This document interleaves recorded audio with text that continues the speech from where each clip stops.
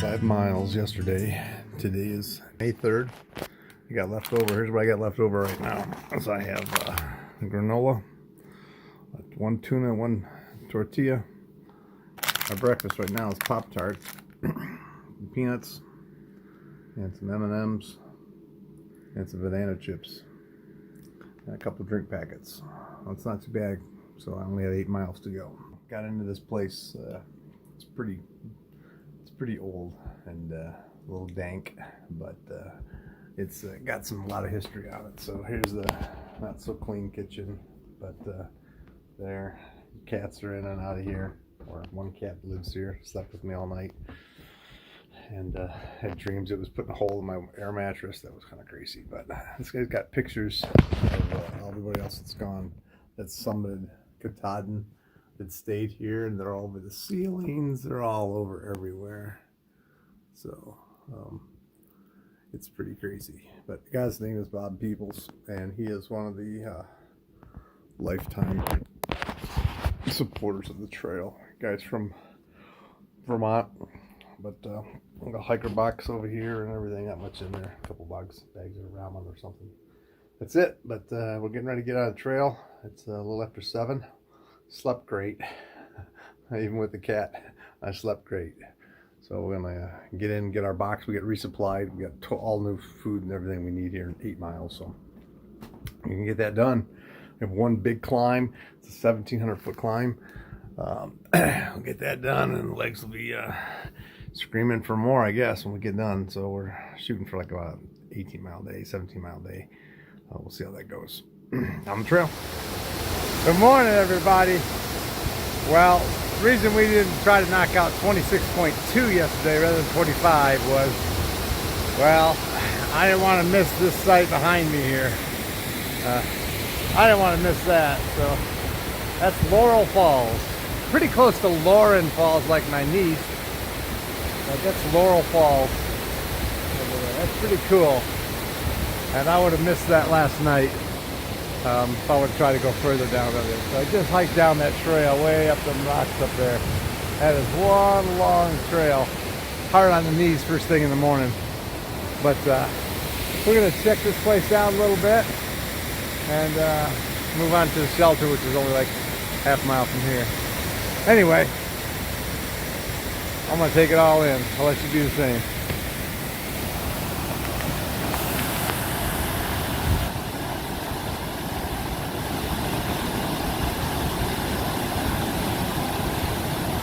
So the trail goes right around the corner there next to the cliff there, and they cut off 5 feet of that. It took them, I think, about a week or so. These guys ship all that away over there. So we're going to walk around over there. It's a famous shot. It's just me, so you're not going to be able to show me doing it, but you can see my footsteps where I'm going. So I don't get swooshed into the water. I'm not going to be watching the camera. I'm going to be watching my footsteps. So, hey, little frog. Little frog just jumped in. Alright, yep, this is the famous shot. So when the water's real high, higher here, then there's the high route. It goes way around, stays up really high. But they chipped all this out. The guy Bob People just tell me about what they did that. Otherwise, there was only like, he said 18 inches to get around here. Maybe this is the area he was talking about. Imagine if the water was really high. There we go, there's our blaze. Walking around here. One thermarest bump on your backside, you can flip you right into the water. Right into the dunk. I think he said this is the Elk River. So, yeah. Alrighty. And then up. Well, we're back up on the ridge here now, and we just got blessed with seeing these rhodies pop. Those rhododendrons. Boom! I haven't seen anything pop, and now they're in full bloom. It's like craziness over there. Look at these. These got these purple. Well, these ones haven't even popped open yet. All of them up there yet. You know, they're dark, and then they open up there. Ooh, there's a pretty one. Wow, I wish I could do a time lapse of that. Wouldn't that be cool? Huh. Neato.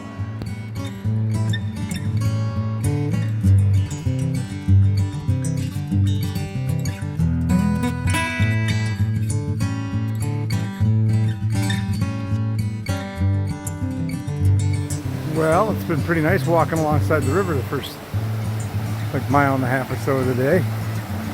But now we have to cross the river and go up 1,700 feet mountain today. So get ready for up, up, up. That's the crux of the morning anyway. It's a pretty good sized one. Just all up and all down. We'll see what we got. But it has been nice to hike alongside of a river for a day and a half. Maybe a little bit. And I guess there is a place called Aqua Blazing.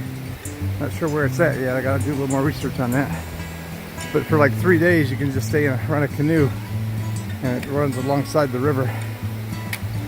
We would be walking on it alongside the river. But there's always ups and downs with that. But you can basically canoe. It's all part of the AT. About 50 miles. That's still for a couple long days and 3 long days in the canoe. But we'll figure out where that's at. All right.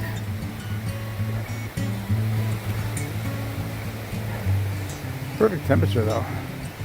It's like 58 degrees, something like that. So it feels like 55 maybe. It's nice. All right, dodge these widowmakers.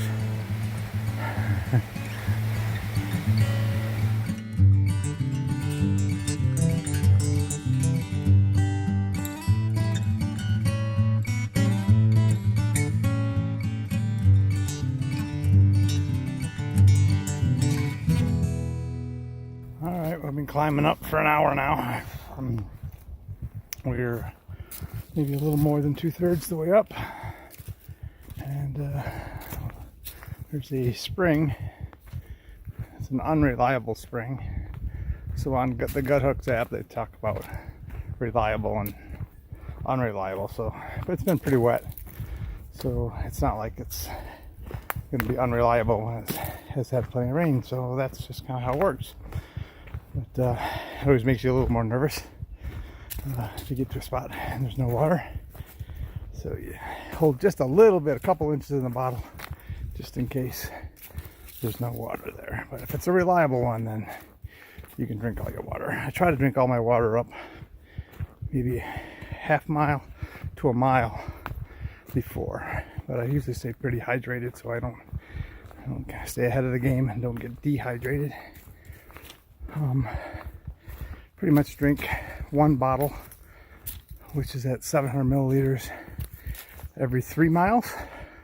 Plus I drink what's in the bag, which is another 300 milliliters. So the bag that I use to fill up, I drink the 300, put the 700 in the bottle, and drink that 700 before I get about a half a mile to the next water source that I'm going to stop at.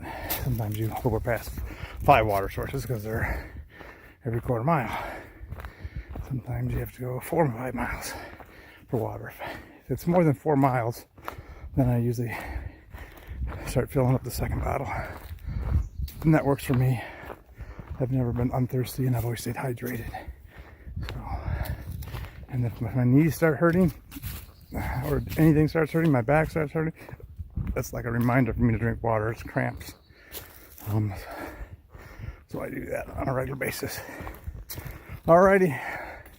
This is a little flat section. I figured I could bring the camera out for that before I go back up.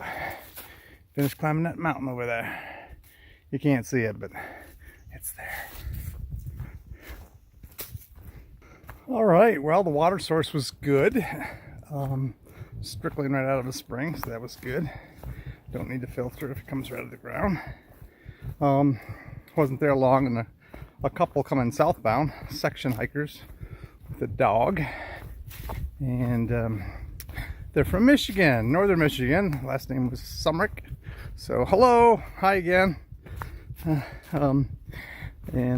So she's been following lots of people on YouTube, so I had to give her one of my trail cards with Boorah on it, and we had some similarities, and both in the Facebook group in Michigan. That's kind of cool. So it's just really neat to meet all different people up there, whether they're section hikers or through hikers.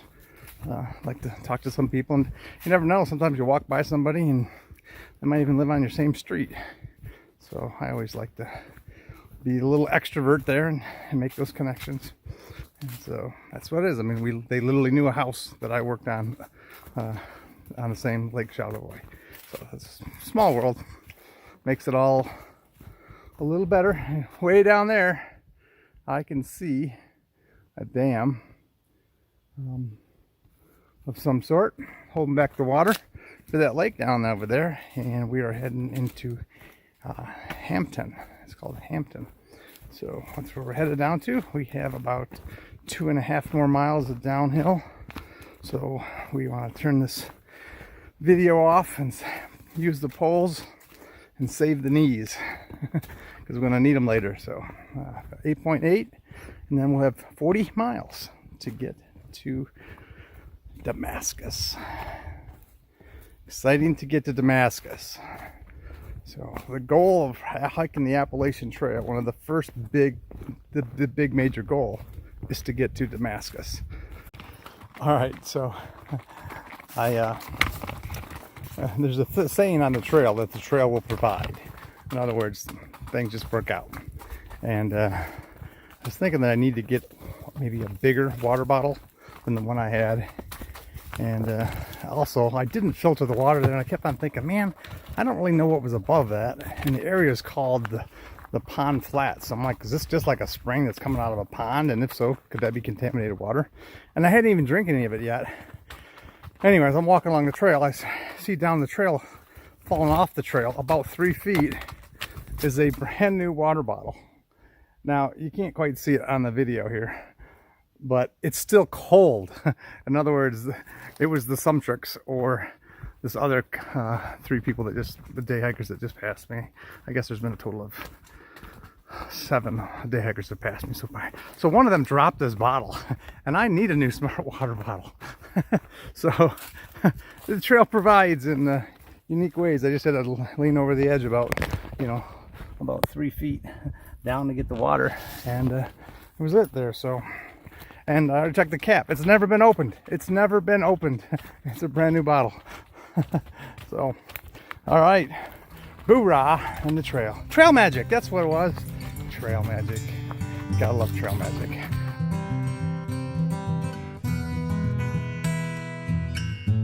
Oh, it's all uphill, this place. Come up that hill there. You were just hoping that you're already there. And they give you a little encouragement. It's just a little further. 600 feet. 600 feet. Let's do the math. 600 feet is 200 yards. 0.1 miles is less than that. And the sign already said it was 0.1 miles, so I had to walk 0.1. The driveway is longer than the 0.1. Anyway, we're almost there. Stop complaining. We're getting close to something. Outhouses. That's always a good sign. Oh, and colorful buildings. Those are always nice. Let's see what we got over here. I caught up with the hiker yearbook bus. This will be, I'm sure, at Trail Days and a few other places over there. They make the hiker yearbook around, so pretty cool.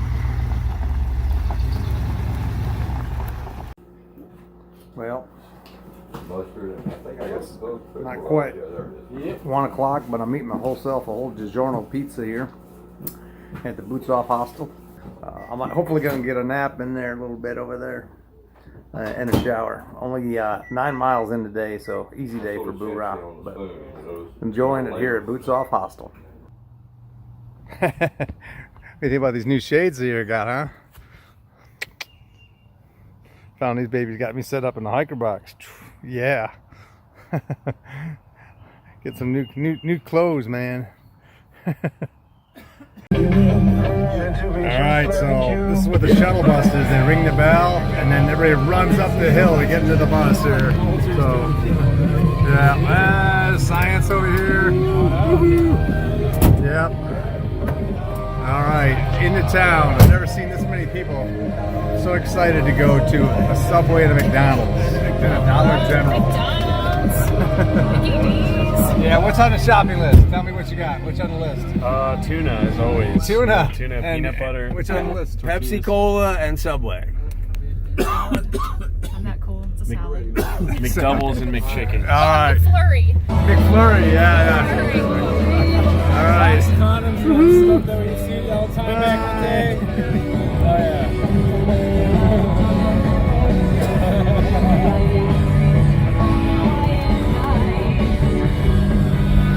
All right, fun days on the Appalachian Trail, day number 33. All right, so it's the day of the end of day number 33 on the Appalachian Trail. That's my little cubby hole here, little curtain over here. I'm on the upper bunk on this place, and I'm just gonna say goodnight because it's pretty crowded in here. People can hear me, so it'll be quiet. So, but anyway, good night. See you tomorrow. Thanks for watching.